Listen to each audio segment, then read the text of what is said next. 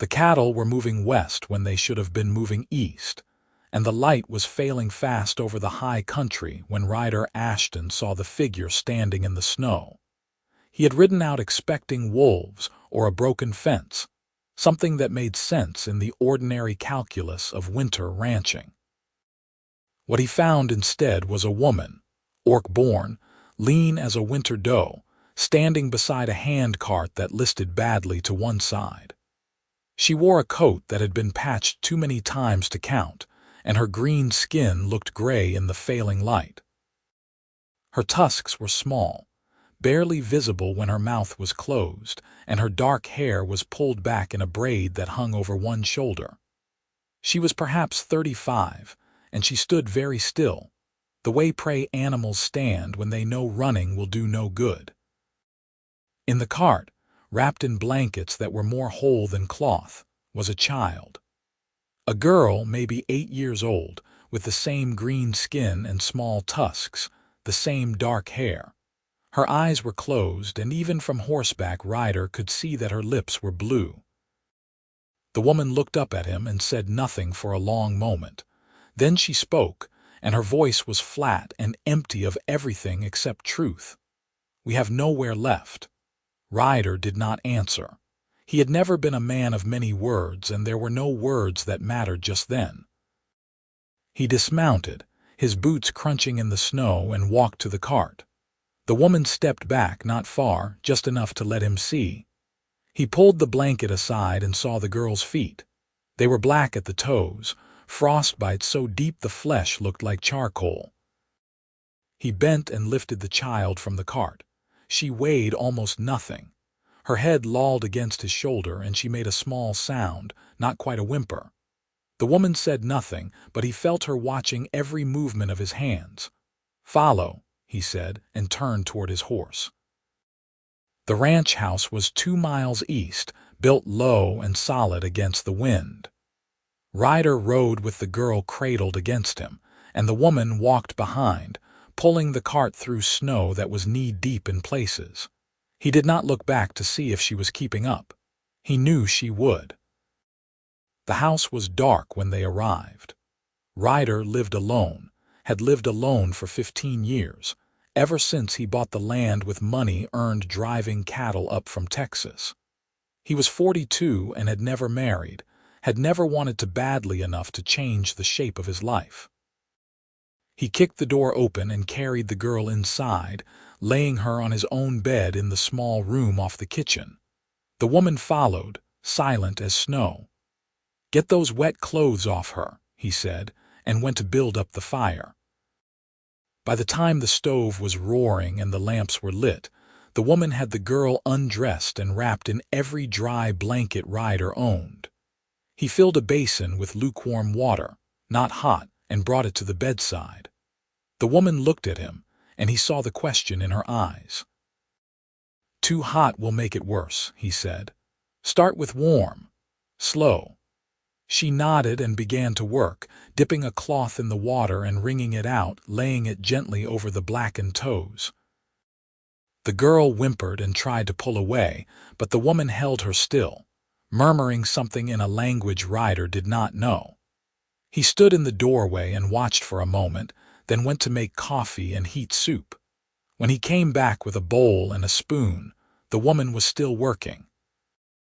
Her hands were steady and her face was calm, but he could see the exhaustion in the set of her shoulders. He set the soup on the table beside the bed. "You need to eat," he said. She shook her head. "After." He did not argue. He went back to the kitchen and fried eggs and bacon, made more coffee, and when he returned the woman had stopped working and was simply sitting beside the girl, holding her hand. The child was asleep, breathing shallow but steady. "Eat," Ryder said again, and this time the woman stood and followed him to the kitchen.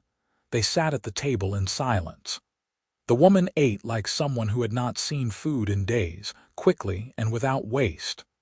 Ryder drank his coffee and watched the window, where snow was beginning to fall again. When she finished, she looked up at him, and he saw that her eyes were the color of amber. "Thank you," she said. He nodded. My name is Asha Oral, she said. The girl is Mirka, my daughter, Ryder Ashton. This is your land. It is. We will leave in the morning. Ryder set his cup down. She cannot walk. Asha looked at him for a long moment, and something passed across her face, some emotion he could not name. Then we will leave when she can. Finish your coffee, Ryder said, and stood. I will check the cattle. He went out into the snow and did not come back until long after midnight. When he did, the house was dark except for the lamp burning low in the bedroom. He looked in and saw Asha asleep in the chair beside Mirka's bed, her head tipped back against the wall, her hand still resting on her daughter's arm. He stood there for a long time, watching them breathe, and then he went to sleep on the floor in front of the fire with his coat for a pillow. In the morning, he woke before dawn and went out to tend the stock. When he came back, Asha was awake and working at the stove. She had found the oats and the dried apples, and she had coffee brewing. She did not look at him when he came in, but she poured him a cup and set it on the table.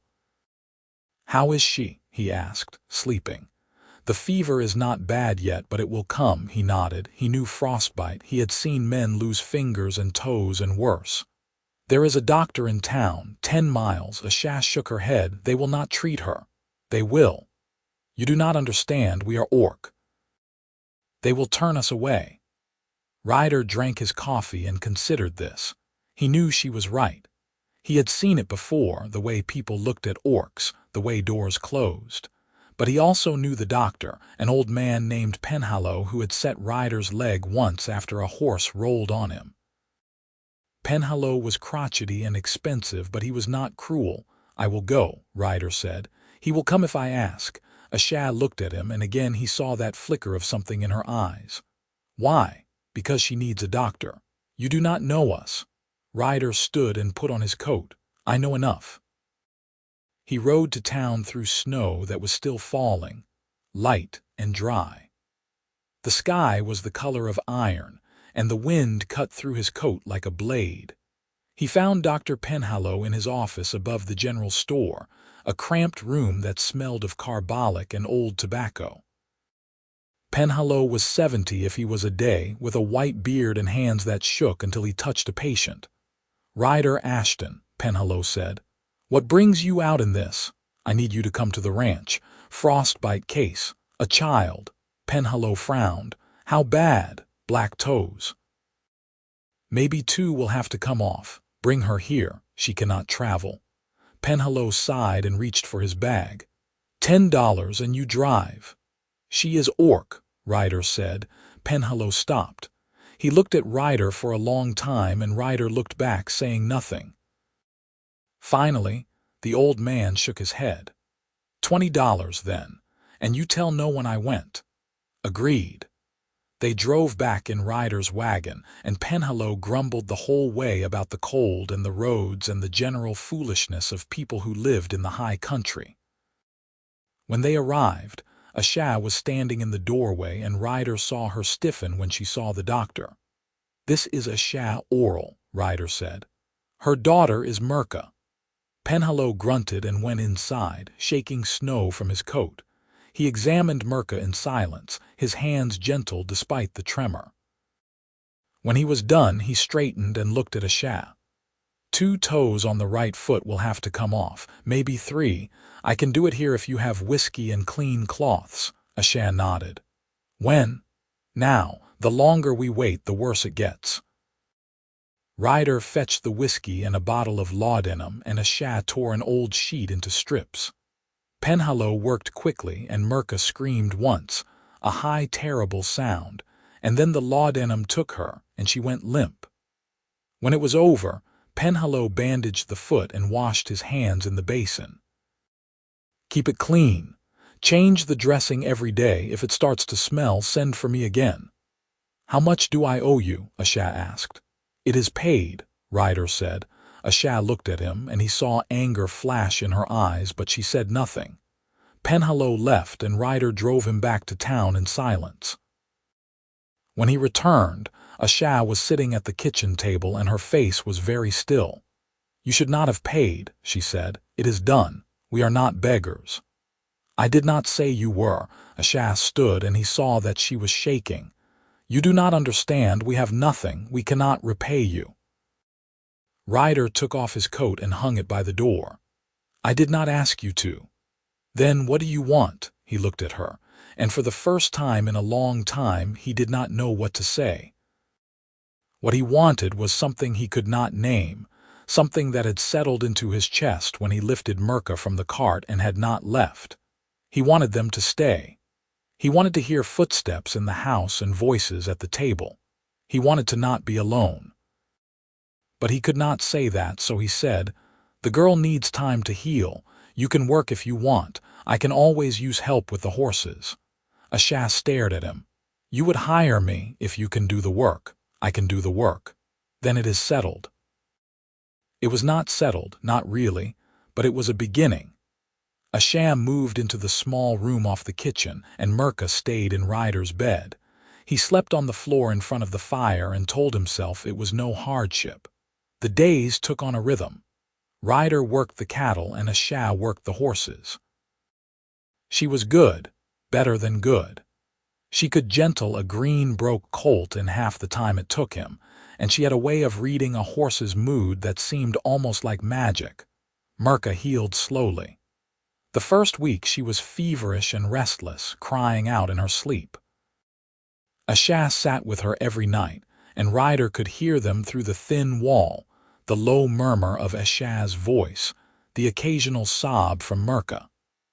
The second week the fever broke, and Mirka began to sit up and take notice of the world. She was a solemn child, with her mother's amber eyes and a stubborn set to her jaw. She did not speak much, but she watched everything. One evening, Ryder came in to find her sitting at the table, her bandaged foot propped on a chair. She was drawing on a scrap of paper with a bit of charcoal, and she looked up when he entered. "What are you drawing?" he asked. She showed him. It was a horse, rough but recognizable. "Mama says you have 50 horses. 63, he said. "That is a lot." "It is." She went back to her drawing, and he went to wash for supper. Ashah was at the stove, and she glanced at him as he came in. "She is feeling better," Ashah said. "I can see that. Thank you for everything." He nodded and said nothing, because words felt too small for what was happening, the way his house was becoming something different, something warmer. They ate together, the three of them, and afterward Mirka fell asleep at the table. Ryder carried her to bed, and she did not wake, just curled on her side with one hand under her cheek. "She trusts you," Ashah said from the doorway. "She is a good child. She is all I have." Ryder looked at Ashah, and in the lamplight he could see the lines at the corners of her eyes, the silver beginning to thread through her dark hair. She was not beautiful in any conventional way, but there was something in her face that caught and held, a fierceness and a sorrow that made him want to know her story. "What happened?" he asked. "Where did you come from?" Ashah was silent for a long moment. Then she said, "We were at a grazing camp up in the foothills east of here.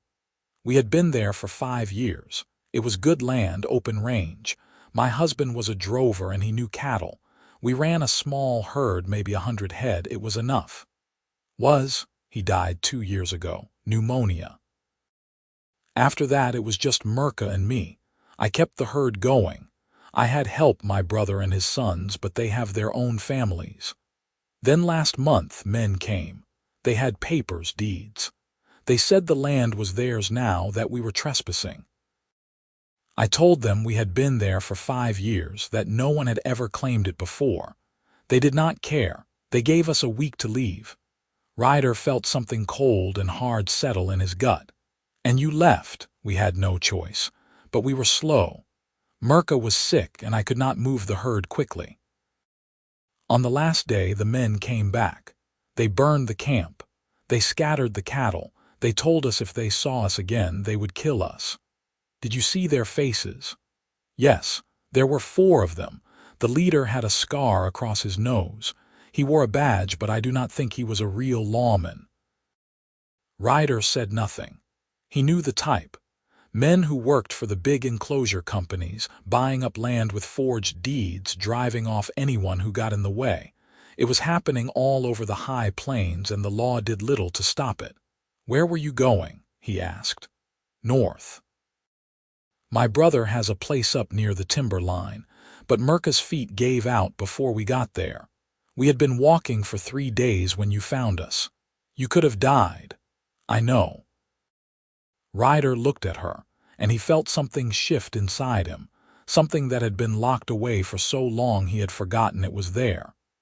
He wanted to tell her she could stay, that she did not have to keep running, but the words stuck in his throat.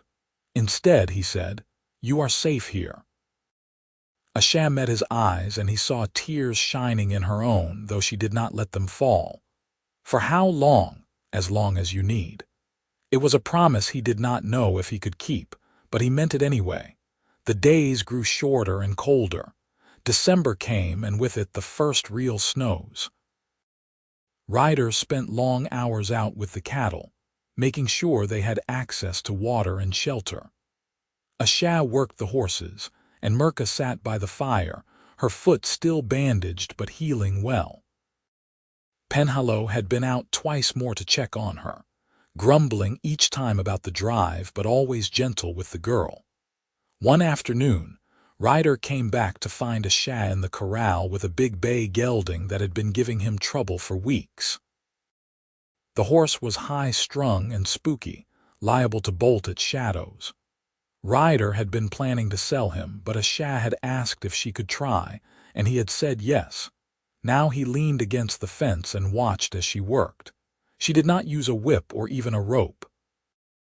She just stood in the center of the corral and waited, letting the horse circle her. Every time he slowed, she turned away. Every time he approached, she took a step back. It went on for an hour, maybe more, and then suddenly the horse stopped circling and walked up to her, his head low. She reached out and touched his neck, and the horse stood still, his ears forward. Ryder felt something catch in his chest, a kind of wonder. He had been working horses for 20 years, and he had never seen anything like it.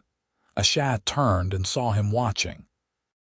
She smiled just a little and led the horse over to the fence. "He is not mean," she said, "just frightened. I see that now. You could have gentled him yourself given time, maybe, but not like that," she shrugged. "My father was a horsebreaker. I learned from him." "Where is he now?" "Dead.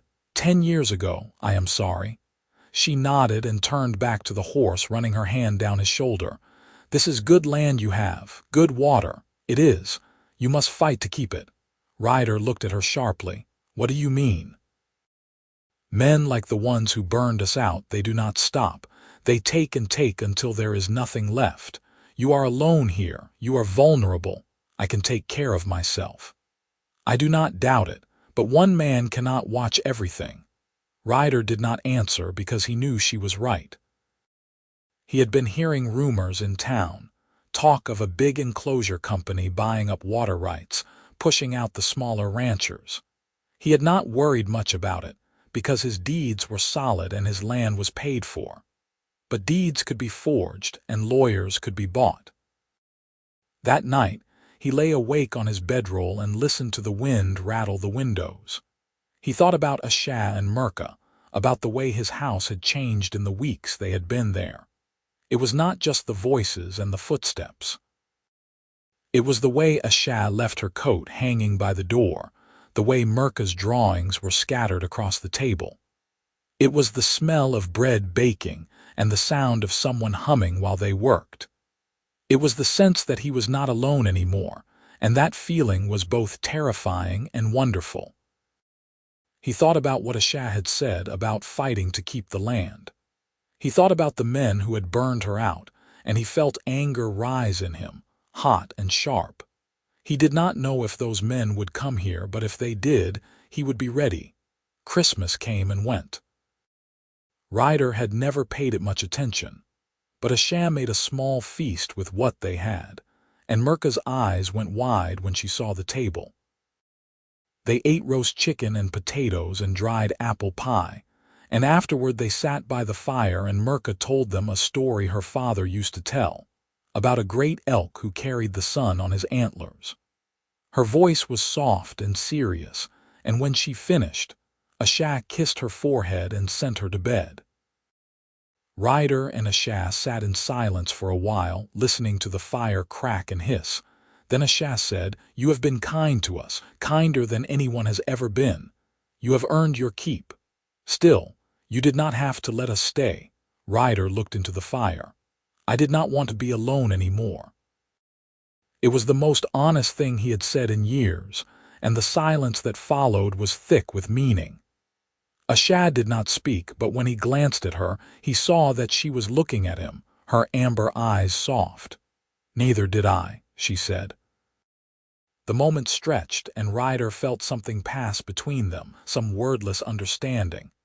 He wanted to reach for her hand to close the distance, but he did not. Not yet. It was too soon and he was too uncertain, but the wanting was there and it was strong. January came, bitter cold. The cattle hunkered down in the valleys, and Ryder spent his days breaking ice on the water troughs and hauling hay. Asha and Mirka stayed close to the house, though Mirka was walking now, limping but determined. She had lost 2 toes, and the scars were still pink and tender, but she did not complain. She helped her mother with the cooking and the washing, and she drew pictures of horses and cattle and the mountains beyond the ranch. One morning, Ryder rode into town for supplies and stopped at the land office to check on his deeds. The clerk, a nervous young man named Sims, pulled the records and spread them on the counter. "Everything looks in order, Mr. Ashton," Sims said. "Your title is clear. Good." "Has anyone been asking about it?" Sims hesitated. "Well, there was a man in here last week. Said he was with the High Plains Water and Grazing Company. He wanted to know who held the rights to the creek that runs through your land." Ryder felt his jaw tighten. "What did you tell him?" "I told him the truth, that you own the land and the water rights." "Why? What did he look like?" "Tall, dark hair, scar across his nose." Ryder felt ice slide down his spine. "Did he give a name?" "Colfax, Illy Colfax." Ryder thanked Sims and left. He bought his supplies and rode home, thinking hard. When he arrived, Asha was in the barn brushing down one of the mares. She looked up when he came in and he saw the question in her eyes. "The man who burned you out," Ryder said. "Did he give a name?" Asha's face went still. "Colfax. Why?" "He was in town last week, asking about my water rights." Asha set down the brush. "Then they are coming. Maybe, not maybe, they will come. They always do." Ryder leaned against the stall door. "If they have forged deeds, I will fight them in court. And if that does not work, then I will fight them here." Asha looked at him for a long moment. "You should send us away. We will bring you nothing but trouble." Ryder felt anger flare, hot and sudden. "You are not leaving." Ryder, "No, I do not care what they do. You are staying." Asha stared at him and he saw something shift in her face, some wall coming down. "You are a fool, probably. You could lose everything." "I have already lost everything that mattered. I will not lose this too." He did not explain what he meant, but he saw that she understood. She crossed the space between them and took his hand, her grip strong and warm. They stood like that for a long moment, not speaking, and then she let go and went back to brushing the mare. "We will need help," she said. "If they come with forged deeds and hired guns, you cannot fight them alone." "I know. I have family. My brother and his sons, they are drovers, good men. If I send word, they will come." "How far?" "A week's ride north. Maybe less if the weather holds." Ryder nodded. "Send word." Asha wrote the letter that night, and Ryder rode to town the next day to post it. When he came back, Mirka was standing at the window watching the road. "Mama says bad men might come," she said. Ryder set down his saddlebags. "Maybe. Will you fight them if I have to?" Mirka looked up at him, her amber eyes serious. "My papa fought once. He got hurt. I know." I do not want you to get hurt. Ryder knelt so he was at her level. I will be careful. Promise? I promise. She nodded, satisfied, and went back to her drawing. Ryder stood and found Asha watching him from the kitchen, her face unreadable. The reply came 10 days later. Asha's brother, a man named Torin Oral, wrote that he and his 3 sons would come as soon as the weather cleared. In the meantime, Ryder and Asha prepared. They inventoried the cattle, checked the fences, and made sure the water was flowing clean and strong from the creek. Ryder rode the property lines and found signs that someone had been surveying, stakes driven into the ground at odd intervals. He pulled them up and burned them. February came, and with it a brief thaw. The snow melted in patches, and the creek ran high and fast. Ryder was out checking the cattle when he saw riders coming up the valley. 4 men on horseback, moving slow and deliberate. He recognized Colfax in the lead, the scar across his nose visible even at a distance. Ryder rode to meet them, his rifle across his saddle. He stopped 50 yards from the house, and the riders stopped too. Colfax smiled, and it was not a pleasant expression. "Mr. Ashton," Colfax said, "we need to talk." "About what?" "About this land, about the water." "It is my land, my water. There is nothing to talk about." Colfax pulled a folded paper from his coat. "I am afraid you are mistaken. This deed says otherwise." Ryder did not move. "That deed is a forgery." "That is a serious accusation." "It is a true one." Colfax's smile widened. "You can take it up in court." In the meantime, the High Plains Water and Grazing Company is claiming this land. You have 30 days to vacate. Ryder felt his hand tighten on the rifle. "I am not leaving." "Then you are trespassing." "This is my land. I have the title to prove it. Prove it in court." "Until then, we will be watching." Colfax turned his horse and rode away, his men following. Ryder sat very still, fury and fear warring in his chest. When they were out of sight, he rode back to the house. Asha was standing in the doorway, and she did not ask what had happened. She already knew. 30 days, Ryder said. Then we use them. That night, Ryder rode to town and hired a lawyer, a sharp-eyed woman named Garrett who had a reputation for not backing down. She looked over his deeds and nodded. "These are solid," she said, "but if they have a forgery, this will go to a hearing. Could take months." "I do not have months." "Then we will need proof that their deed is false." "Do you know where they got it?" "No, I will find out. In the meantime, do not leave the land. If they can claim you abandoned it, they will." Ryder rode home in the dark, and when he arrived, Asha was waiting. She had made coffee, strong and bitter, and they sat at the table and drank it in silence. Finally, Asha said, "My brother will be here in a few days." "Good.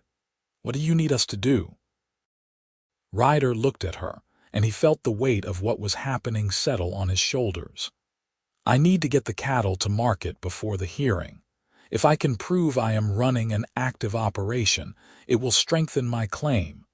But the drive will take 2 weeks, and I cannot leave the land unguarded." "Then I will stay. My brother and his sons can help you drive." "Asha, you need drovers. They are the best, and I can hold the land. I have done it before." Ryder wanted to argue, but he knew she was right. He also knew that leaving her here alone with Mirka was a risk he hated to take. But there was no other choice. "All right," he said. Torin Oral and his sons arrived 3 days later.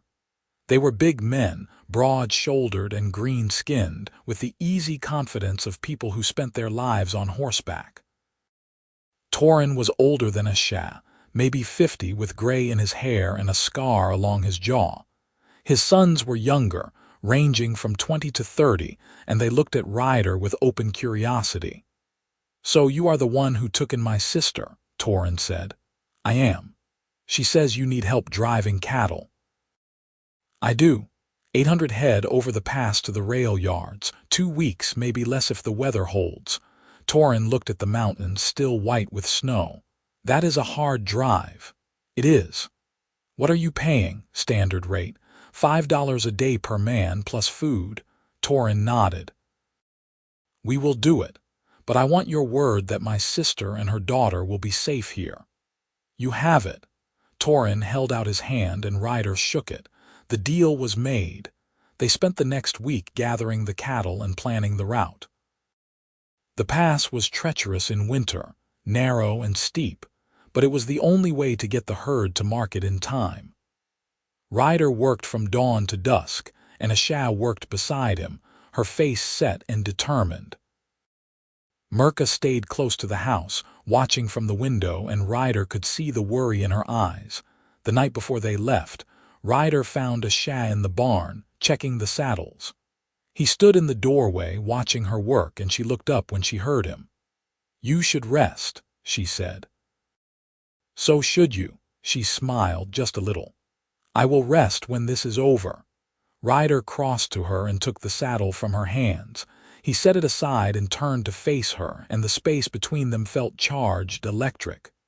I do not want to leave you here, he said, I know, but you have to. If Colfax comes, I will handle him. Asha, she put a hand on his chest, silencing him. I am not afraid of him. I have faced worse. Ryder looked at her, and he felt something break open inside him, something that had been locked away for so long he had forgotten it existed.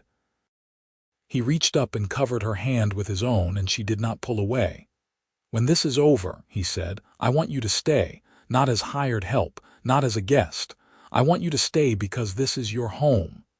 Asha's eyes went wide, and he saw her breath catch. Ryder, I know it is too soon. I know you may not feel the same, but I had to say it. She stared at him, and then she stepped closer, closing the distance between them. Her hand slid from his chest to his neck, and she pulled him down and kissed him. It was not a gentle kiss. It was fierce and desperate, full of all the things they had not said, and Ryder felt the world tilt and spin. When they finally broke apart, they were both breathing hard. Asha rested her forehead against his, and he felt her trembling. I have felt the same for weeks, she said. I was just too afraid to say it. Ryder closed his eyes and held her, and for a moment the world was perfect and whole. They left at dawn. Ryder, Torin, and his 3 sons drove the cattle west toward the pass, while Asha and Mirka stayed behind. Ryder looked back once and saw them standing in the doorway, small figures against the snow, and then he turned and did not look back again. The drive was brutal. The cattle were restless and spooky, and the pass was worse than Ryder had feared. Snow slid down the slopes in small avalanches, and the wind howled through the rocks like a living thing. They lost 3 steers in the first 2 days, and one of Torin's sons, a young man named Aaron, nearly went over the edge trying to turn the herd. Torin pulled him back, and they kept moving. At night, they camped in the lee of the mountains, huddled around small fires. Torin was a good man, steady and calm, and his sons followed his lead. They did not talk much, but there was an easy camaraderie among them, and Ryder found himself grateful for their presence. On the 5th day, they reached the top of the pass. The wind was a knife and the snow was blinding, but below them they could see the valley spreading out, green and wide. Ryder felt something ease in his chest. They were going to make it. They drove the cattle down the far side, moving slowly and carefully, and by the 10th day they reached the rail yards. The buyer, a gruff man named Hollins, looked over the herd and nodded. Good stock, he said. I will give you $18 a head. Ryder did the math in his head. 800 head at $18 came to $14,400. It was enough to pay his debts, hire the lawyer, and see him through the next year. Done, he said. Hollins counted out the money, and Ryder split it with Torin, paying him and his sons their wages plus a bonus. Torin took the money and tucked it into his coat. Your sister is a good woman, Torin said. I know. You treat her right or you will answer to me. Ryder met his eyes. You have my word. Torin nodded and they shook hands. Then Ryder and Torin and his sons rode back toward the ranch, pushing hard. They made the return trip in 8 days, and when they crested the last rise and saw the house below, Ryder felt his heart lift. Asha and Mirka were in the yard, and they looked up when they heard the horses. Mirka ran forward, limping but fast, and Ryder dismounted and caught her, lifting her into the air. She laughed, a bright, joyful sound, and he set her down and turned to Asha. She was smiling, and her eyes were bright with tears. You made it. We did. And we got the money. Colfax came, Asha said. 3 days ago, he tried to scare us off. I told him to leave, and he did, but he will be back. Let him come. The hearing is in 2 weeks. By then we will have proof. And they did. Garrett, the lawyer, had done her work well. She traced the forged deed back to a clerk in the county office who had been taking bribes from the High Plains Water and Grazing Company. The clerk confessed, and the company's case fell apart. At the hearing, the judge reviewed the evidence and ruled in Ryder's favor. The forged deed was voided, and Colfax was arrested for fraud and intimidation. Ryder walked out of the courthouse with Asha beside him, and he felt a weight lift from his shoulders. They rode back to the ranch in silence, and when they arrived, Mirka was waiting in the yard. Did we win? She asked. We won, Ryder said. Mirka whooped and threw her arms around his waist, and Ryder laughed, a sound that felt strange and good. That night, Ryder sat Asha down at the table and said, I meant what I said before I left. I want you to stay. I want this to be your home. Asha looked at him, and her eyes were soft. I want that too, but I need to know that you are sure, that you are not just doing this because you feel sorry for us. I am sure. I have never been more sure of anything. Asha reached across the table and took his hand. Then yes, we will stay. They were married in late winter, a quiet ceremony at the ranch with Torin and his sons as witnesses.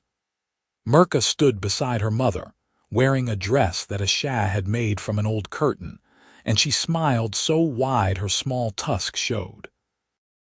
Ryder wore his best shirt, and he felt his hands shake when he took Asha's in his own. The vows were simple, spoken in front of the fire with the wind howling outside. Ryder promised to love and protect her, and Asha promised the same. When it was done, Torin clapped Ryder on the back and poured whiskey for everyone except Mirka, who got cider. To family, Torin said, raising his glass. To family, they echoed and drank. Spring came slowly, melting the snow and turning the valleys green. Ryder and Asha worked the ranch together, and Mirka grew stronger every day. She could walk without limping now, though she still favored her left foot. She spent her days riding a small pony that Ryder had bought for her, a dappled gray with a gentle disposition. One morning in April, Ryder woke to find Asha already up, standing at the window. He came to stand beside her, and she leaned into him, her head resting on his shoulder. What are you thinking? He asked. I am thinking about how much has changed. A year ago, I thought we would die in the snow. Now I have a home, a husband, a future. Ryder kissed the top of her head. So do I. They stood like that for a long time, watching the sun rise over the mountains. Then Mirka came running in, her face flushed with excitement.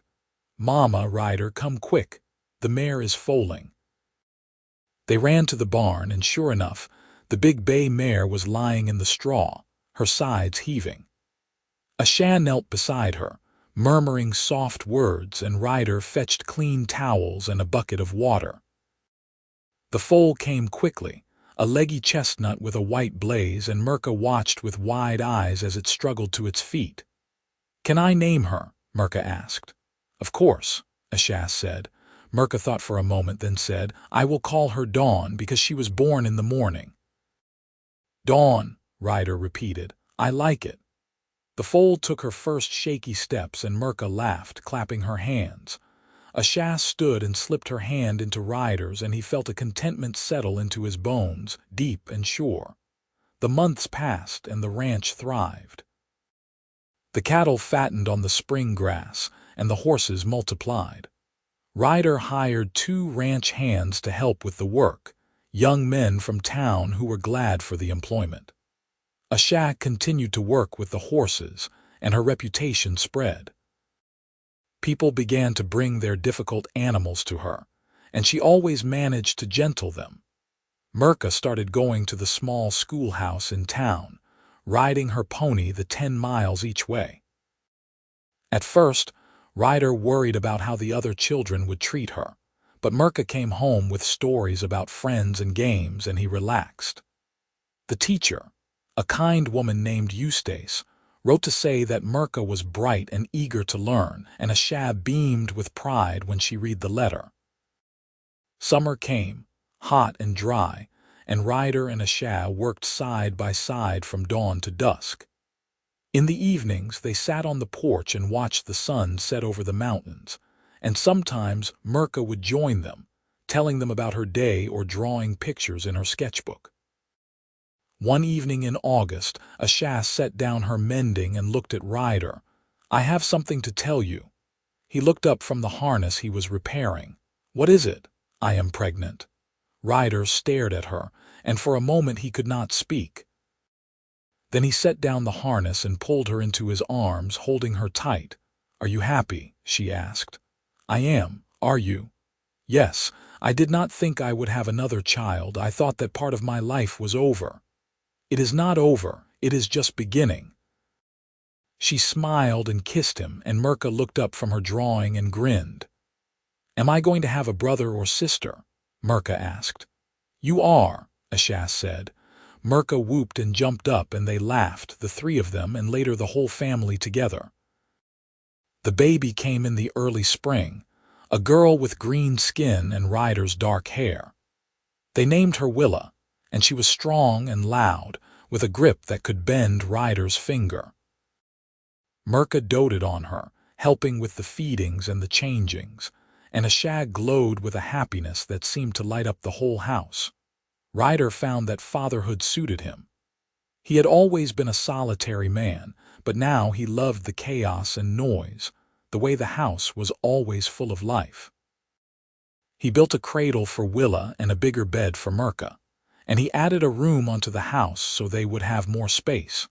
Torin and his sons came to visit that summer, and they brought gifts for the baby, small carved toys and a blanket that Torin's wife had made.